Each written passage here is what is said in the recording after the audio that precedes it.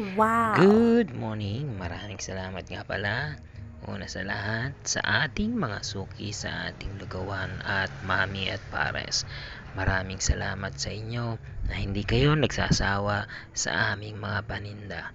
At makaaasa kayo na patuloy namin itong pasasarapin at bibigyan lasa at buhay ang mga pagkain na ito. Maraming salamat sa inyo sapagkat kung wala kayo, wala din kami. Hindi rin kami Wow! magtatagal sa larangang ito.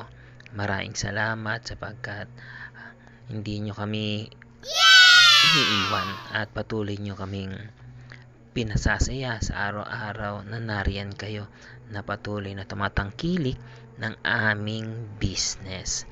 Nawa patuloy na pagpalain ang ating negosyong ito na darating yung araw na tayo magkakaroon din ng magandang pwesto ang loobin ng ating Panginoon. Maraming salamat sa Panginoon sapagkat sa larangang ito na patuloy kaming nananalig at nananampalataya sa Kanya na sa pagtitindang ito kami nabubuhay at nakapagninegosyo ng marangal. Maraming salamat Panginoon sa mga taong ito. Ano man ang kanilang dalangin sa iyo, nawa patuloy mong i-bless sa pagpalain ang kanilang mga kahilingan. Maraming salamat Panginoon sa araw-araw sa aming buhay. Hindi mo kami pinababayaan at patuloy mo kaming iniingatan.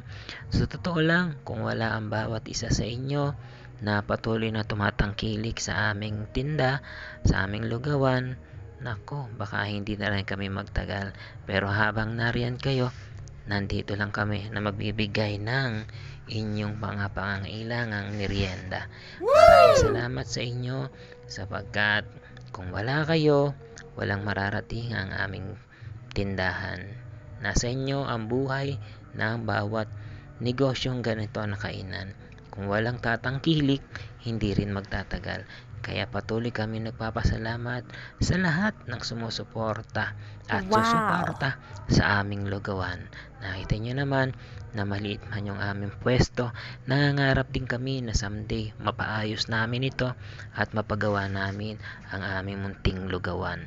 Umaasa kami na hindi ito ang magiging huli na anyo ng ating tindahan na at darating ang araw sa tulong ng ating Panginoon, ito'y magkakaroon ng katagumpayan at nananalig kami at umaasa at nananampalataya na darating ang tamang panahon sa aming mga hangarin. Tunay nga na Wow! hindi maliit ang gagastusin kung ito'y aayusin pero habang nariyan at okay pa naman, go kami. Maraming salamat sa inyo and God bless you all.